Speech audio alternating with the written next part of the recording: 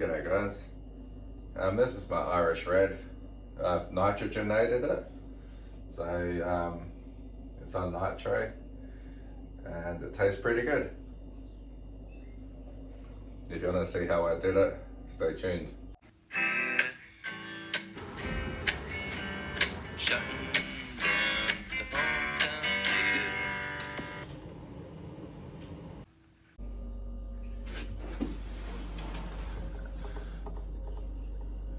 Okay, so I've got the nitrogen hooked up now at 30 psi.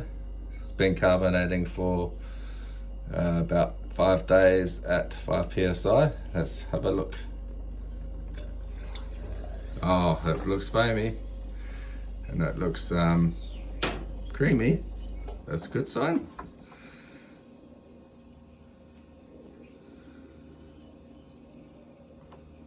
We'll stop it there. I'm not an expert at carbonating like this any stretch of the imagination, but it's certainly cascading. Oh, look at that, it is cascading nicely.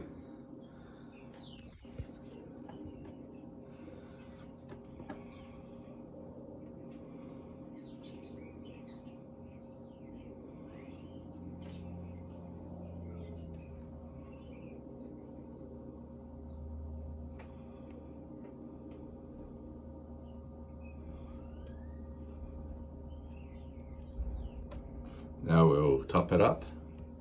I'm not an expert at pouring these sort of beers by any stretch of the imagination.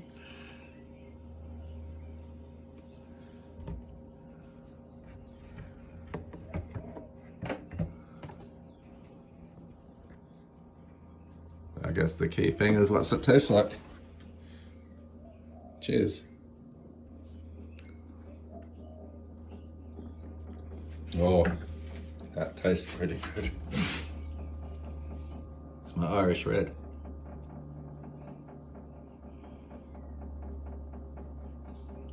You can see the colours coming through.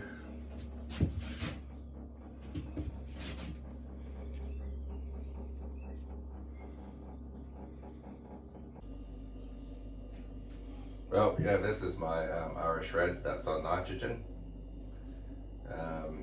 I'll share the recipe. I don't have a grain to glass video footage, I've just got the recipe, and I'll show you how I set up the nitrogen.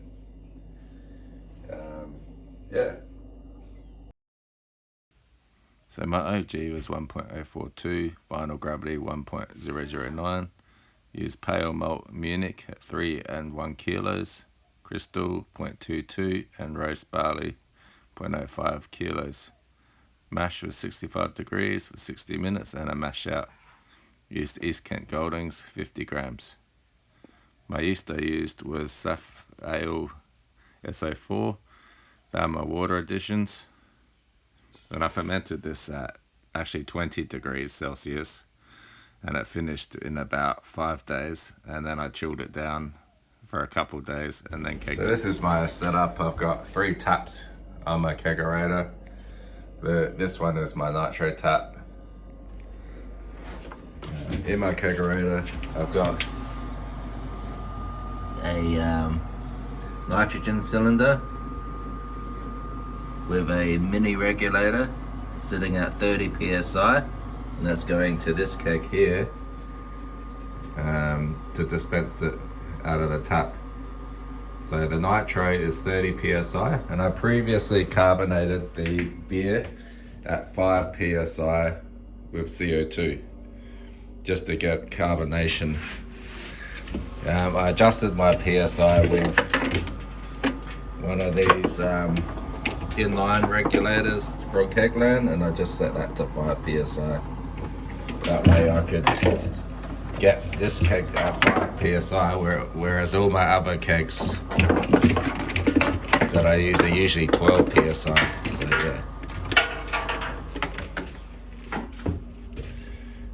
If I had to change one thing with my setup, in hindsight, I should have put the Nitro regulator, Nitro tap on either the right or the left. The reason being is because with these sort of English style pint glasses, I'm struggling to fit it under the tap properly, It will fit, but then when you got it right up here, you might spill a bit. So in hindsight, I should have put it on the right or the left, but oh well, what can you do? It works. And yeah, my beer tastes pretty good. So this beer was only carbonating for a week, and I've only just hooked it up to Nitro then. So it was carbonating at 5 psi for a week, and then I've hooked it up to Nitro at 30 psi, just literally 5 minutes ago. It's dispensing nice. The beer is red colour. It hasn't cleared fully yet because it's only been in the keg for a week.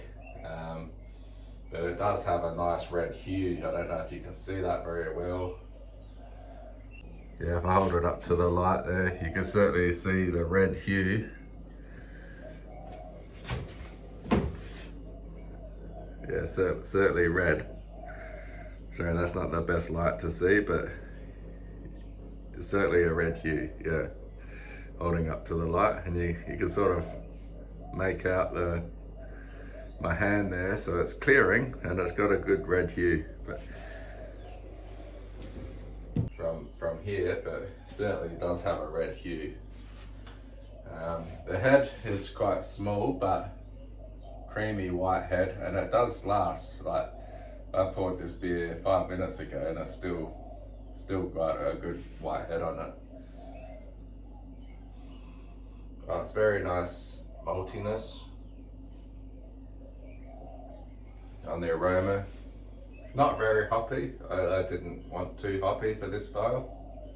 It certainly does have a bitterness at the after bitterness. But yeah, the nitrogen makes the body come through in terms of the maltiness. A little bit of crystal malt gives it that caramelly